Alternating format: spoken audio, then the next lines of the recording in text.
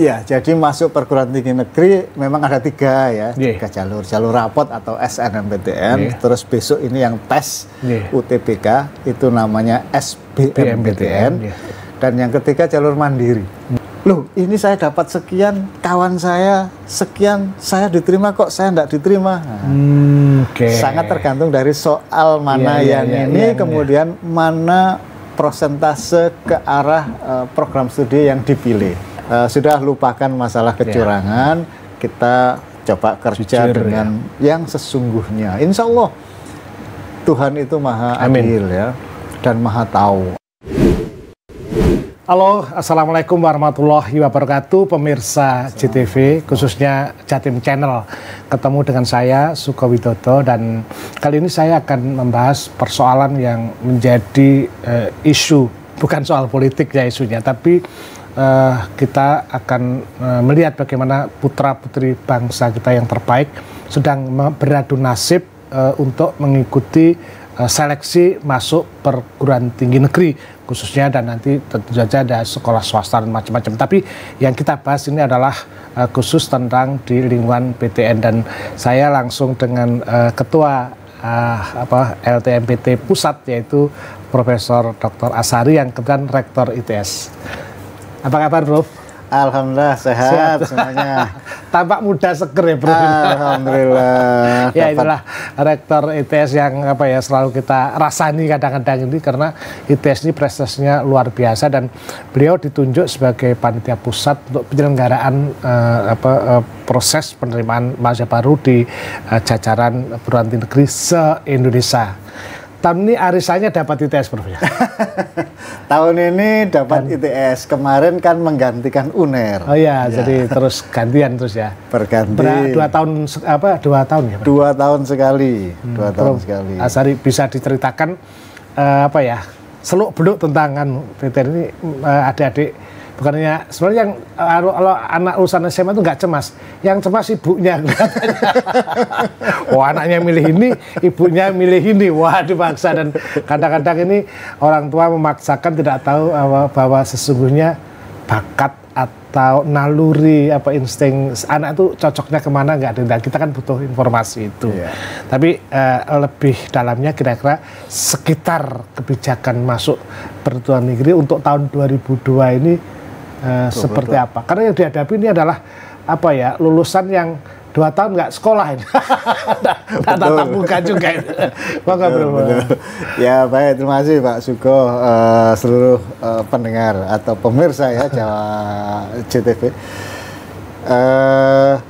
Jadi seperti yang kita ketahui ya, tes masuk perguruan tinggi negeri ya, ini khusus untuk yang perguruan tinggi negeri. Iya, negeri dulu ya. Setelah itu ada untuk yang swasta ya. Walaupun swasta juga ada yang mendahului juga, tapi ini yang terintegrasi dalam PTN ini ya. Iya, ini ada 125 perguruan tinggi negeri, termasuk 39 politeknik, ada 11 perguruan tinggi keagamaan, UIN ya, plus 74 perguruan tinggi intinya. Nah, ini bergabung. Kemarin sudah selesai mengadakan yang jalur dahulu namanya jalur undangan. Kalau Ibu bilang jalur rapot. Jalur rapot, ya. Itu sudah selesai kita lakukan. Ya. Ada berapa kemarin itu 612 yang mendaftar ya. Yang 612.000. Iya, ada ribunya. 612.000 yang mendaftar. Kemudian yang diterima 120.640 sekian. Oke, jadi berapa persen Prof itu? Jadi itu 20% dari yang mendaftar. Iya, yang diterima itu hanya 20% atau setiap 5 orang 1 yang diterima.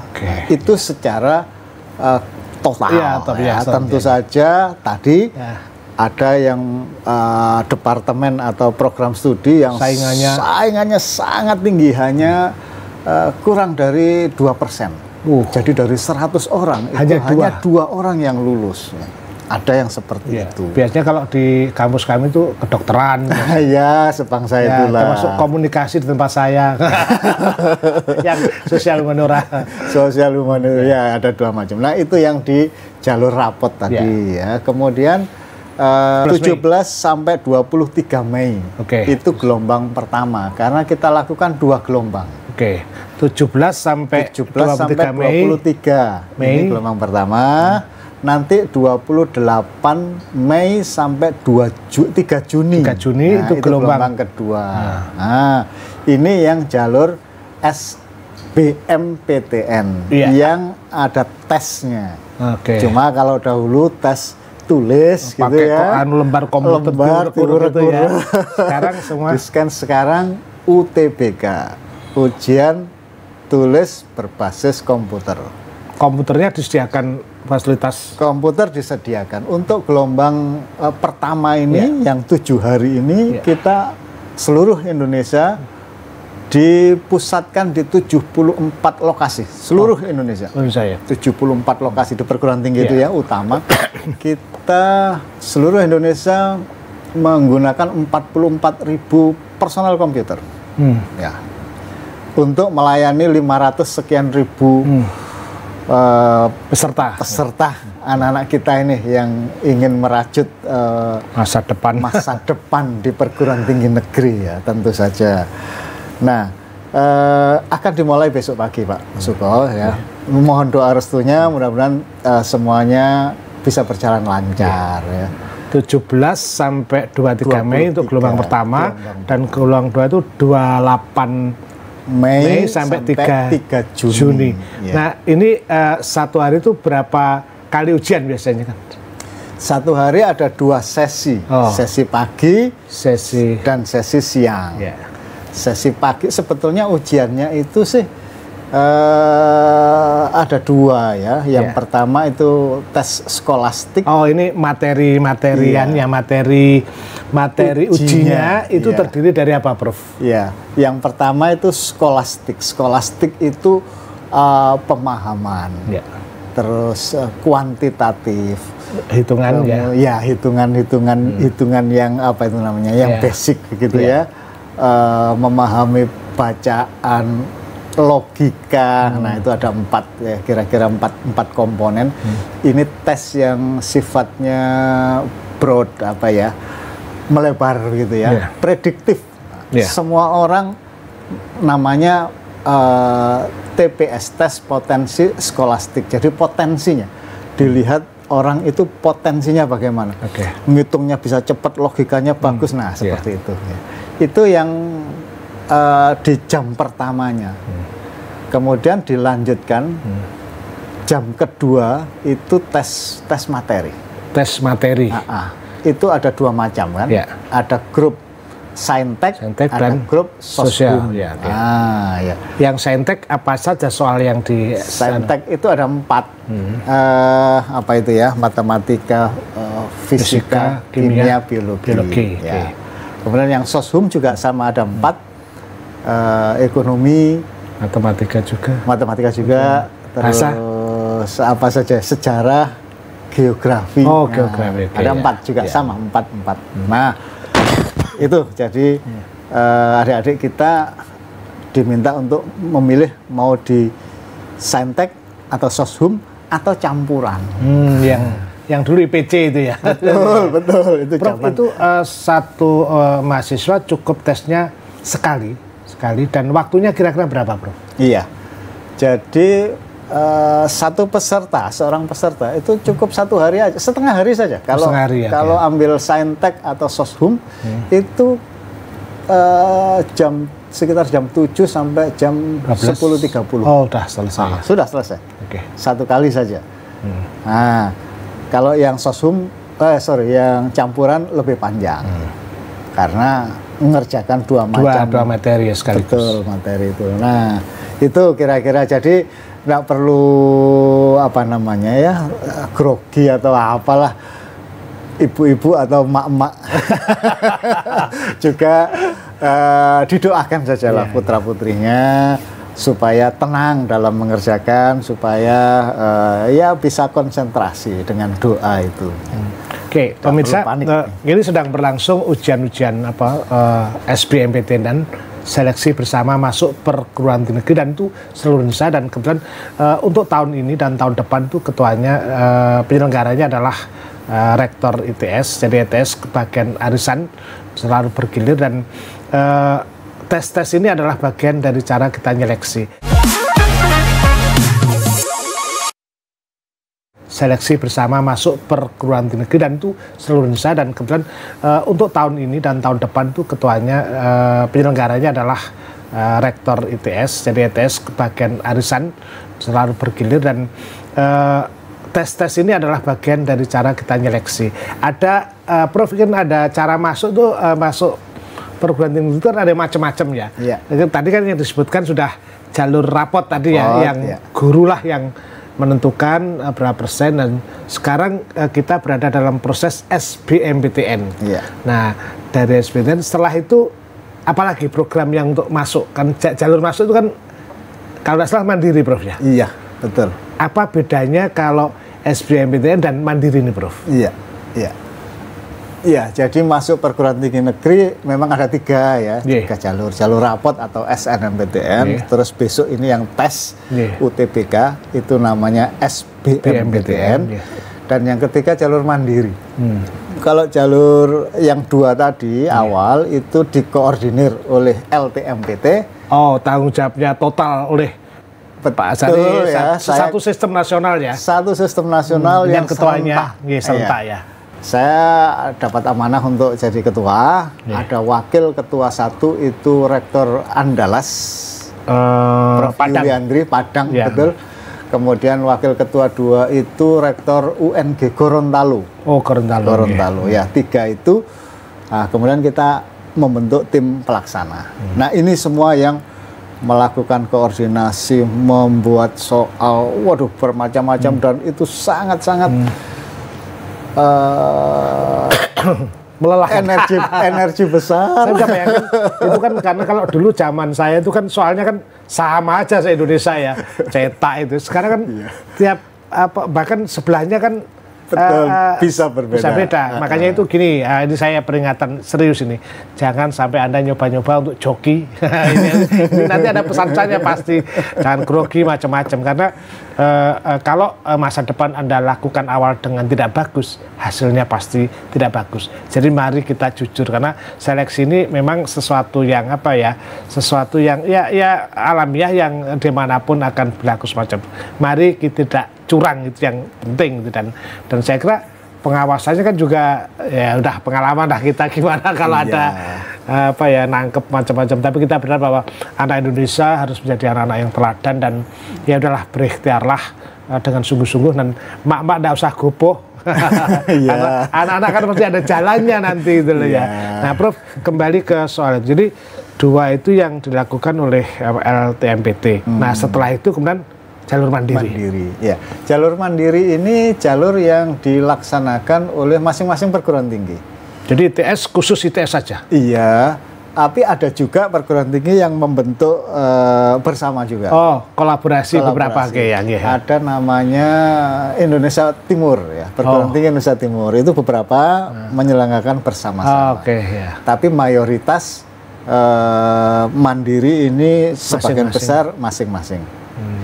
Kalau prosentasenya, jadi misalnya UNER begitu ya, 100 mahasiswa baru itu 20% senam PTN dari rapot ya, PTN. Kemudian karena PTNBH maka bisa 30% dari SBMPTN, yang 50% itu mandiri. Nah, itu ya, itu prosentasenya. Mandiri ini bermacam-macam, tergantung perguruan tingginya. Ada yang menggunakan nilai-nilai UTBK. Oh, jadi dari tes yang SBMPTN UTBK itu kalau nggak lolos itu bisa untuk daftar mandiri itu ya? Betul. Jadi perguruan tinggi, iya betul. Pesertanya mendaftar saja.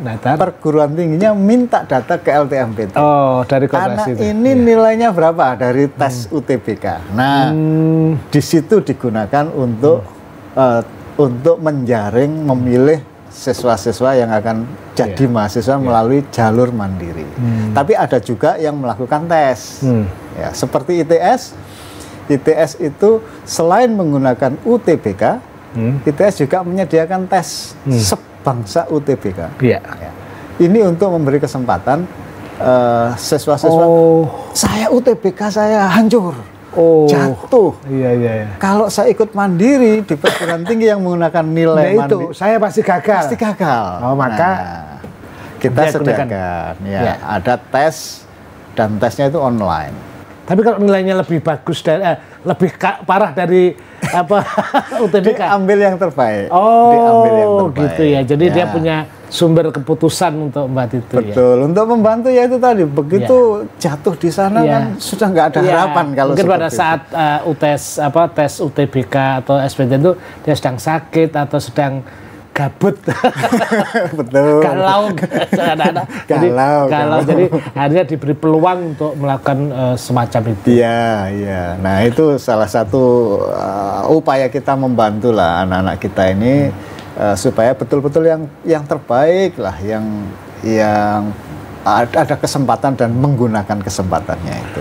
Ya, Prof, tentu saja kan ini yang selalu dipertanyakan diskusi itu kan ketika pada lulusan kali ini kan kebanyakan kan tidak mengalami proses pendidikan offline secara langsung. Secara utuh, yang itu kemudian diduga tidak setangguh ketika offline. Nah, apakah, mohon maaf ini ya, bocorannya ini, soal-soalnya itu seberat itu atau seperti apakah?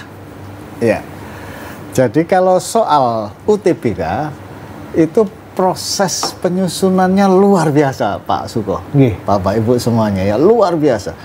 Artinya panitia ini membuat soal dulu, kemudian dilakukan semacam testing gitu ya, diuji cobakan, semacam itulah ya. Kemudian dicek bagaimana tingkat kesulitannya, bagaimana ada samplingnya lah. Kemudian dilihat, kalau ini terlalu sulit karena yang menjawab benar hanya sekian. Ini redaksinya harus dirubah. Jadi sangat-sangat rigid dan sangat teliti, presisi sekali, sehingga wajar kalau selama ini sampai saat ini yang namanya hasil tes SBMPTN itu kredibilitasnya bagus sekali kan. Sejauh ini luar biasa. Sejauh ini yang dirasakan oleh perguruan tinggi, hasil-hasil dari anak-anak yang lulus dari SBMPTN yang tes itu betul-betul valid, presisi. Jadi memang memang bisa terjaga akurat soal dan pasti kualitas soalnya, bobotnya juga cukup cukup. Artinya soalnya itu ya mengikuti juga, mengikuti zaman, kemudian QC-nya, quality control-nya itu dilakukan penjagaan yang luar biasa seperti tadi itu. Juga cara penilaiannya kan berubah ya. Kalau zaman dahulu mungkin ada pernah minus, kalau salah di minus gitu ya. Benar berapa minus tidak dikerjakan 0 misalnya. Betul, dahulu pernah. Ya, ini penting bagi peserta gimana nih kalau yang SBMPTN kali ini gimana, Prof? Ya. Itu yang zaman dulu itu pernah bermacam-macam dicoba seperti itu. Sekarang yang berlaku ini penilaian ada semacam pembobotan. Jadi nilai seluruh Indonesia itu dikumpulkan dulu, dilihat dulu. Soal nomor 1 misalnya, itu dicek ada berapa yang benar menjawab, ada yang salah prosentasenya, tingkat kesulitannya. Baru kemudian diberi bobot di sana. Kalau ini soal sulit, artinya yang menjawab benar itu berapa persen misalnya? Iya, berapa persen, maka bobotnya agak lebih tinggi. Sehingga sangat dinamis. Jadi antar 1-2 soal itu bobotnya berbeda-beda. Dan itu bobotnya ditentukan oleh hasil dari penggarapan mereka. Salah satunya itu, kemudian ada lagi bobot kesesuaian dengan pilihan program studi.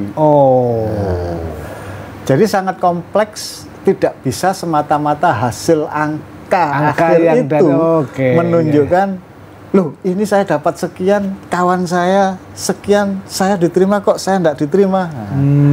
Sangat tergantung dari soal mana kemudian mana prosentase ke arah program studi yang dipilih.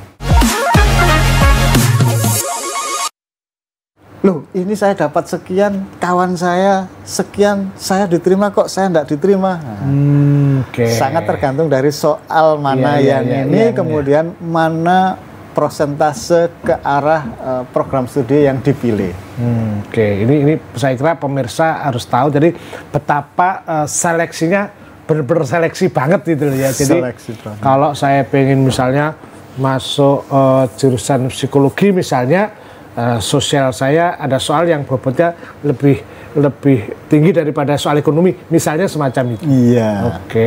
Jadi sangat variatif. Tapi itu memang komputerized semua ya, sehingga memudahkannya di situ ya. Betul. Cuman rancangannya rumit, saya bisa bayangkan. Rancangannya rumit. Kemudian sesungguhnya penilaiannya pun rumit. Namun sekarang kan sudah komputerized. Sehingga data semua masuk, kemudian diolah secara komputer. Kita panitia juga tidak tahu, kunci itu tidak tahu, soal itu nggak tahu kita gimana modelnya. Seluruh panitia. Tapi sistem itu kan sudah diuji cobakan kan sebetulnya. Sudah diuji cobakan, disampling kan. Nah, pemirsa sudah tahu ya. Jadi kalau Pak Asari sering di WA, saya juga pasti tolong anak saya bisa nggak lewat belakang. Kalau itu lewat belakangnya ya ke putih itu. Pintu belakang. Pintu belakang itu namanya. Jadi bayangkan bahwa kita nggak tahu gitu loh, karena mesin yang bekerja dari kompetisi yang dilakukan semacam itu. Maka satu-satunya adalah hanya dengan menyiapkan diri dengan sungguh-sungguh, berlatih, fokus, karena inilah jalan menuju gerbang masa depan untuk mendapatkan sekolah-sekolah terbaik termasuk ITS, UNER, UNESA, UINSA juga masuk ya, UINSA, UPN dan sebagainya, itu yang harus kita jalani. Prof, kemudian setelah soal itu ya, nah kemudian kira-kira apa ya yang perlu disiapkan mentalitas sebagai seorang guru besar yang paham, sudah ngopeni ngomong sekian ribu mahasiswa, apa pengalaman yang dari anak-anak itu, atau apa yang bisa disarankan kepada anak-anak kita? Iya, memang anak-anak kita yang tahun ini mengalami masa belajar online ya. Masa belajar online itu karena terkaget-kaget juga ya. Iya pasti, karena juga kondisi di mana pemanduan guru ada yang sakit, ada anak sakit, semua menghadapi pandemi bareng, pasti daya capeknya beda dengan kalau normal, kondisi normal. Betul ya.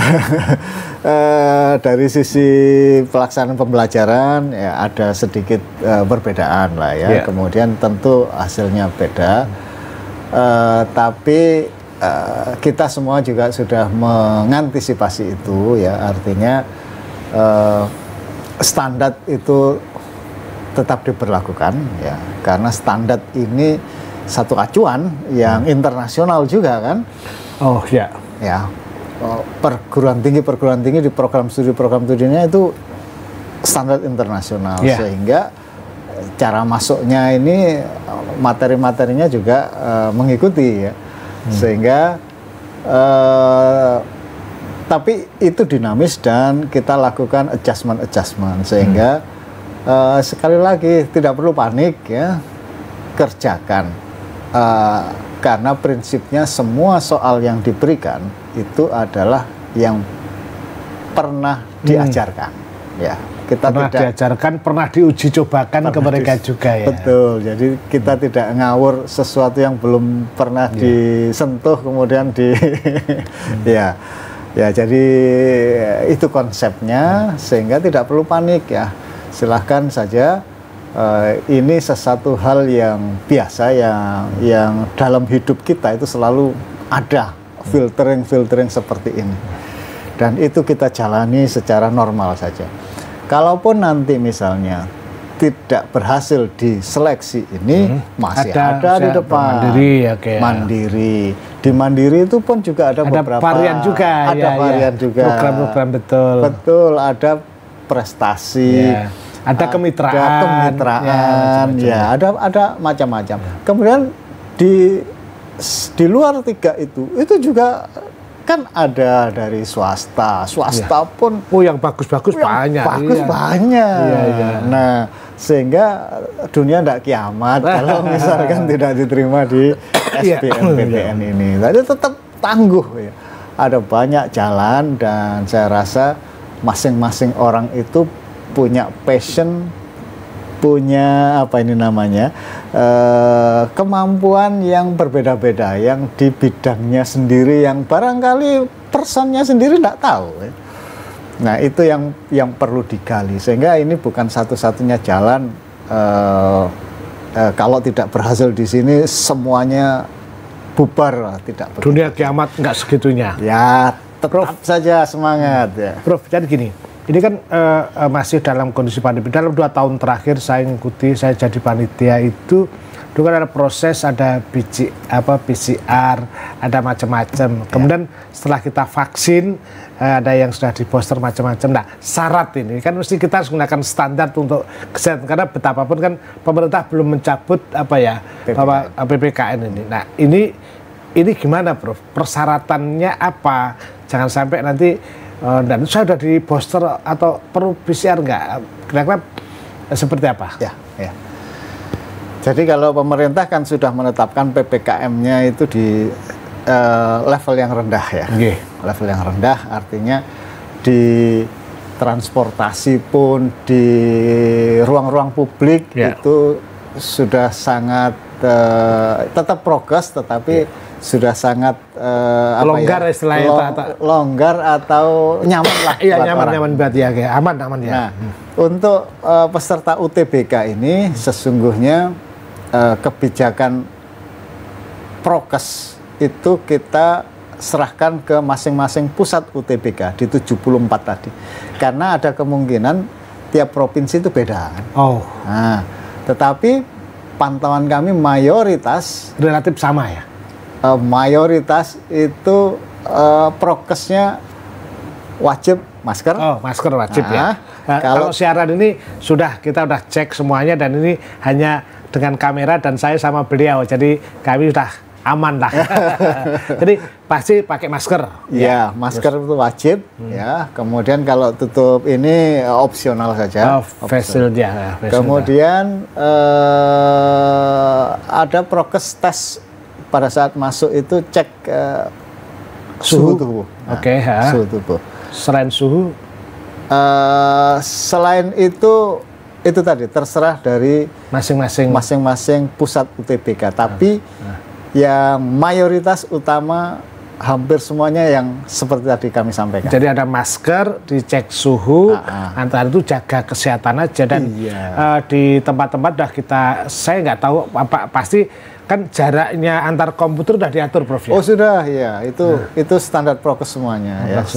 Kemudian kapasitas peruangan, berbagai macam lah. Habis pagi untuk tes, bersihkan komputernya, dulu, jadi jangan khawatir untuk itu. Hanya kan seringkali kita menghimbau, kadang-kadang kan gini, waktu saya panitia dulu kan datang, yang datang diantar sama bapaknya, ibunya, betul. Tantenya, bude. Waduh, ini kayak TK tuh. Jadi mestinya harusnya tidak, Prof ya. Jadi harus mulai berlari sendiri ya. Ya, tapi kenyataannya biar kurangi kerumunan itu maksud saya. Kenyataannya ada banyak lah ya. Tapi panitia juga sudah kita minta untuk antisipasi. Kalau ada Jadi biasanya nanti kita minta untuk drop off.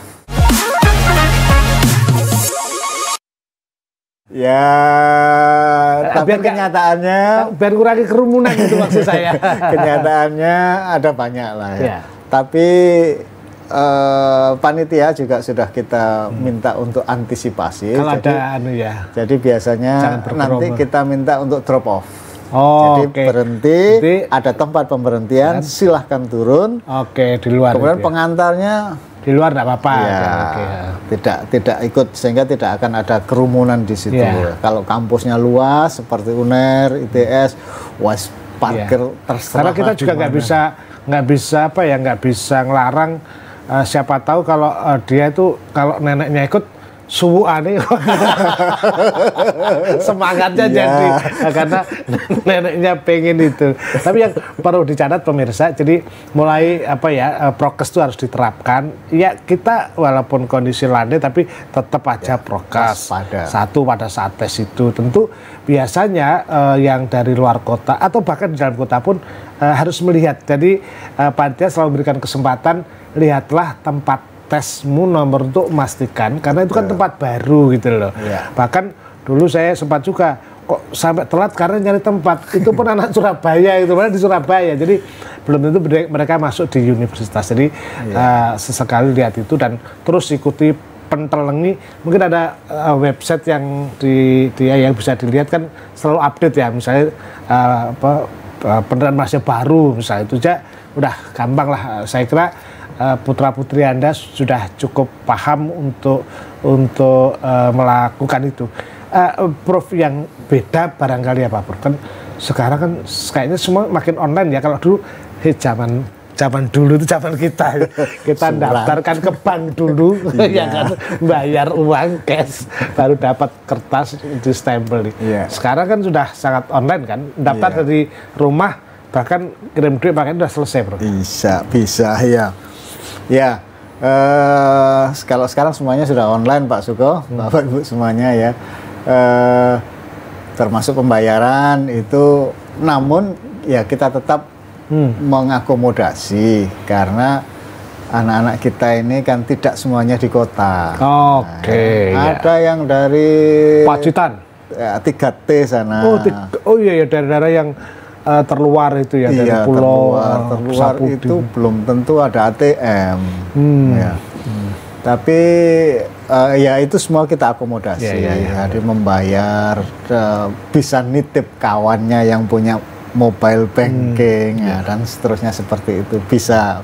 Semuanya kita antisipasi lah, karena ini anak-anak modal bangsa ini aksesnya kita buka selebar mungkin, dari semua kalangan masyarakat bisa masuk. Karena memang program pemerintah kan ada KIPK gitu ya, KIP kuliah. Program dari pemerintah itu atau kalau bidik misi semacam misi. Dahulu bidik misi. Prosedurnya gimana, Prof, kalau bidik misi? Dan itu program apa? Mungkin bisa disampaikan. Jadi pemerintah menyediakan beasiswa ya kepada anak-anak yang secara ekonomi kurang mampu. Programnya namanya KIPK ya. KIP, Kartu Indonesia Pintar Kuliah. KIPK ya. Ini saya sudah berjalan semua ya. Kemarin pada saat jalur rapot itu juga ada, yang sekarang juga ada. Jadi yang mendaftarnya itu melalui laman atau website di KIPK, di Kemendikbud ya. Silahkan di googling di situ Kemendikbud KIPK ya, KIP kuliah. Maka mendaftarnya di sana.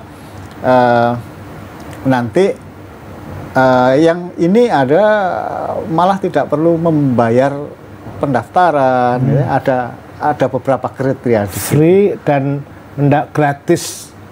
Ya, nanti kalau diterima gratis uang kuliah, diterima di perguruan tinggi pilihannya, kemudian dilakukan verifikasi apa betul gitu ya. Oke, KIPK-nya diterima juga, maka akan mendapat beasiswa. SPP-nya dibayar oleh negara ke perguruan tinggi yang tadi, kemudian setiap bulannya juga mendapatkan biaya hidup. Ya, itu ada evaluasinya sampai lulus. Ya, menarik pemirsa. Jadi ini program LTMT. Pertama bahwa kita menyiapkan secara mudah dan terutama mengandalkan platform online. Meskipun demikian ITS sebagai pusat dari seluruh sistem ini terus menyediakan telepon biasa atau Anda datang barangkali, tapi usahakan online. Yang kedua bahwa sudah ada kebijakan terhadap penanganan seperti pandemi standar ketika tes. Jadi bahkan kan masing-masing tempat UTBK kan juga ada kliniknya ya. Jadi dokter yang disiapkan jika ada apa. Nah, tinggal Anda yang harus belajar, kita harapkan juga aktif untuk memantau informasi-informasi itu. Tapi justru penting ini loh, Prof.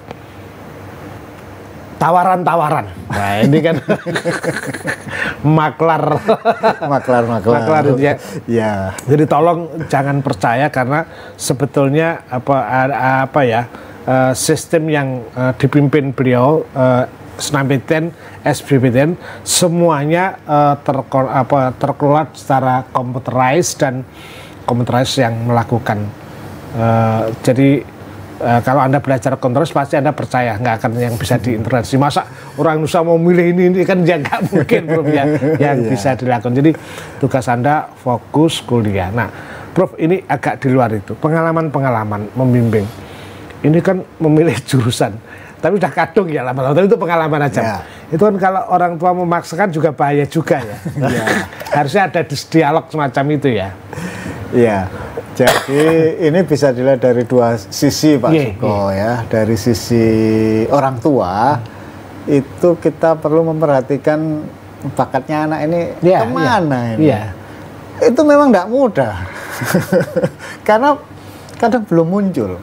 Anak saya 3, yang pertama itu sudah kelihatan, dari kecil sudah kelihatan bakatnya. Yang kedua teknik. Yang kedua tunggu, nggak muncul ya, munculnya terakhir saja. Dia ambil sendiri teknik ini. Saya dalam hati temenan dah.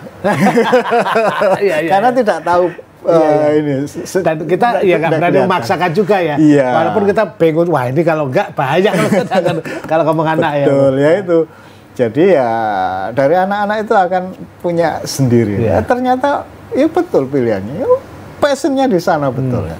Padahal kami tidak melihat. Nah itu dari sisi orang tua melihat ya. Anaknya juga dia tidak ikut-ikutan, temannya ini ikut geruduk ke sana. Orang tuanya kamu kedokteran saja.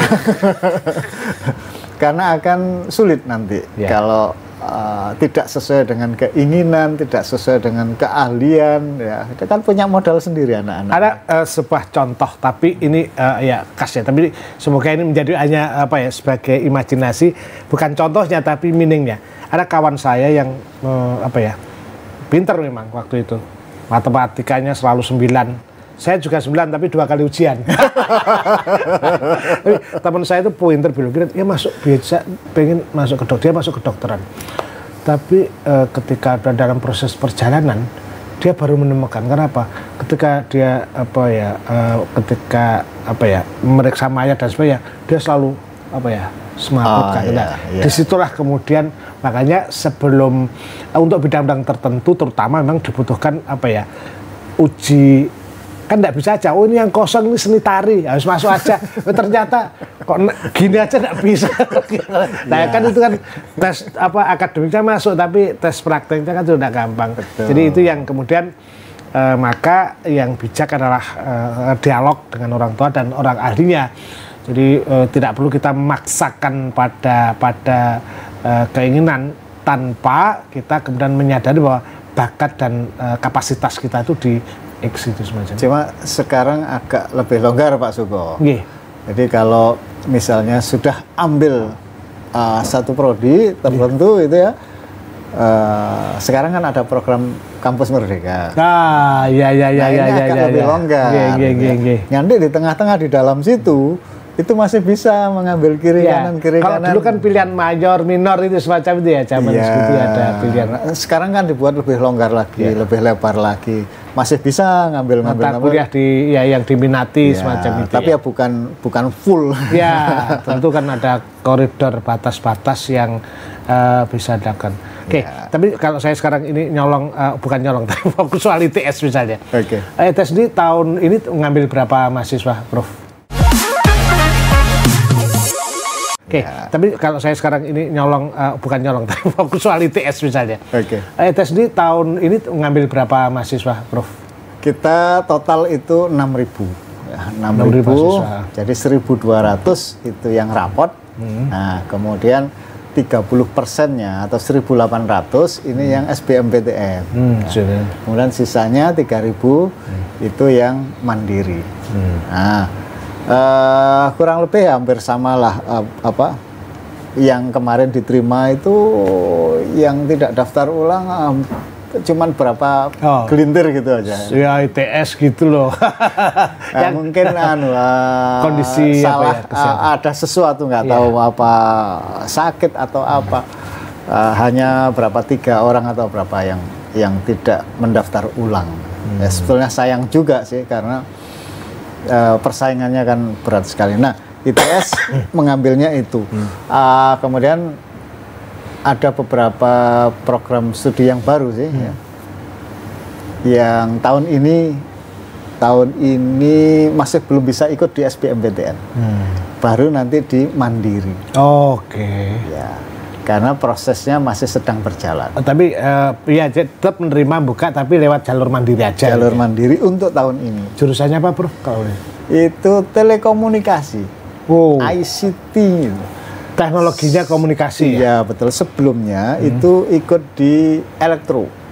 Di elektro itu di dalamnya ada beberapa peminatan. Sekarang ada jurusan sendiri atau program studi? Menjadi program studi. Okay. Telekomunikasi, teknik telekomunikasi, bukan komunikasi loh ya. Ada telenya ya. Ada telenya. Ada teknologi berjaraknya itu. Saya harus kolaborasi dengan itu yang menjadi penting. Ya pemirsa, menarik ya. Jadi perlu diketahui bahwa tanggal 17 Mei sampai tanggal 23 Mei ada tes SBMPTN. Seleksi bersama masuk perguruan negeri yang dilakukan serentak di seluruh Indonesia, tahap 1, tahap 2-nya tanggal 28 sampai 4 Juni. Prosedur tesnya saya kira cukup setengah hari untuk tes, tetapi ada tes skolastik dan pembidangan terhadap ilmu pengetahuan itu. Yang penting dari Anda adalah menyiapkan satu kesehatan Anda, dan nanti karena prosedur kondisi saat ini siapapun sama nanti masuk pakai masker dan kemudian akan dicek suhunya, dan tentu saja jangan Anda bermain curang karena sistem kami udah menyiapkan seperangkat punishment kalau Anda melakukan itu. Yakin pada pilihan Anda, dan harus yakin dong kalau mau masa depan itu tentukan pada keyakinan sekarang gitu. Ya, dan itu yang saya kira harus menjadi penting. Prof, sebelum kita pisah mungkin ada pesan-pesan buat orang tua atau adik-adik, Prof? Iya, ya untuk adik-adik yang besok jadwalnya ujian ya, tentu saja semuanya ada 500.000 orang ini untuk gelombang pertama. Yakinkan bahwa lokasi sudah dapat dicek, ya. Datang lebih pagi dan pakai pakaian yang pantas, sopan ya, bersepatu, jangan pakai kaos oblang, sandal jepit. Masa mau calon pemimpin bangsa ini ya, kita inilah yang pantas. Kemudian seperti Pak Suko tadi sampaikan, siapkan fisiknya, makan pagi ya, siapkan dulu semuanya. Kemudian prokesnya ya, masker jangan lupa, meskipun panitia juga akan menyediakan kalau Anda ternyata lupa tidak membawa itu ya. Kemudian datang lebih pagi karena nanti ada latihan dulu. Masuk itu jam 6.45 kalau nggak salah. Artinya harus masuk dulu, cek suhu kesehatan, duduk persiapan, ada latihan dulu, ada latihan dulu, kemudian baru nanti mulai. Mulai untuk jam pertama yang skolastik, jam yang kedua tes materi bidang. Nah, siapkan fisiknya, tidak perlu panik, santai saja. Dan kalau curang,